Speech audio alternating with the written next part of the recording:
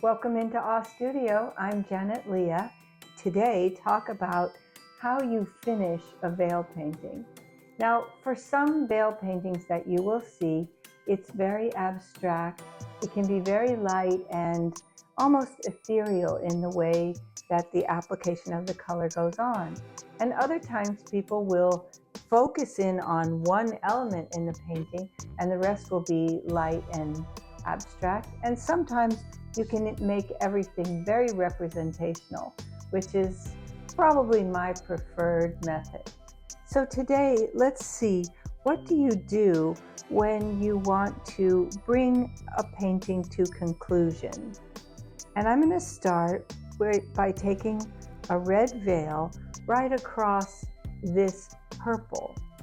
And the reason I'm going to do that is because I want to intensify the quality of purple here. And so I'll probably have to put a blue veil on top of the red veil. But the reason I'm doing it is so that you can see that when you want to bring a painting to a concluding feeling, it's helpful to deepen the spaces that you feel are really important. So for me, this gesture moving from the lower right to the upper left balances this strong diagonal with the head, the hand, and even some of the other elements. I could use gouache to brighten up the areas if I want to get a little bit more punch to the color.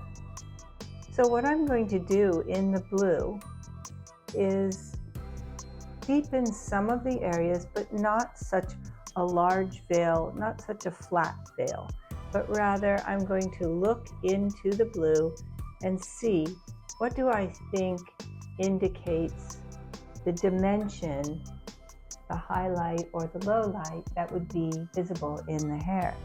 So here, coming down the back, I'm going to allow this come right over the snake. And here in front, I'll also increase the depth of the blue, but consciously leave some of the lighter areas light. This is going to help to give feeling of movement in the hair as we're balancing the entire picture, trying to bring it towards conclusion. That means we have to go into everything that we did before. So here in the snake, I'm going to actually apply some gouache yellow to brighten it up. And watch how this is really going to incredibly bring out the orange. Look at that, it's so pleasing. And sometimes you're not going to get the real brightness with just using plain watercolors. So a watercolor gouache can really accentuate for you. And it can be just a large veil that comes around. It's just going to disappear there and reappear over here. And over here, this is bathed in light, so I have less color on my brush as I come through and create just a little bit more depth of color.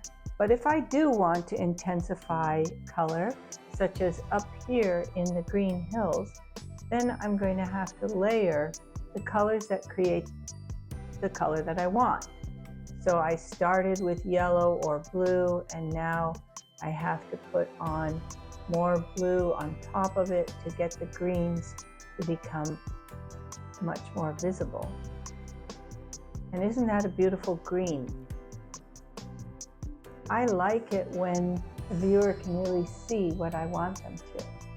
I'm going to have to go down to a smaller brush here because I'm going to do some very tiny veils in the eye section,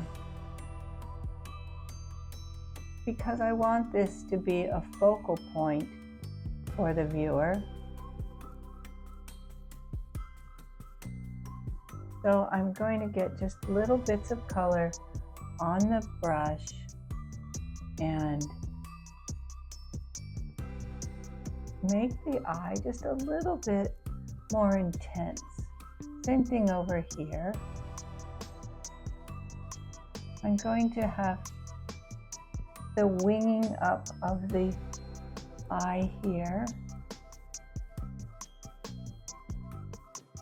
And this is also very important to the expression. Here we have that third eye, which I've just been coaxing forward very gently.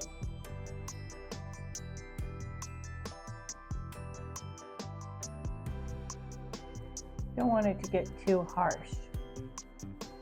The hand can have a little bit more dimension to it by extending some of the more important spaces, such as here. I'm going to go a little bit beyond or to the right of what the veil was before to widen this part of the hand. It needs to be a little bit thicker in my estimation. And then I can come in to the hand itself and get some more defining nature in the wrinkles that exist in the fingers. Go through all the areas. Don't just focus in on one part of the picture, but be sure that you're paying attention to even what you might not consider to be an important element. But to the viewer, it may look very unnatural and forgotten if you don't pay attention to the entirety. As you look at your painting, you can also look to places that you feel need to be brought into focus. And what I'm going to do is take some blue on a smaller brush, and I'm going to form the tops of the fingers. So I come around the fingers like that. And then I take a little bit more blue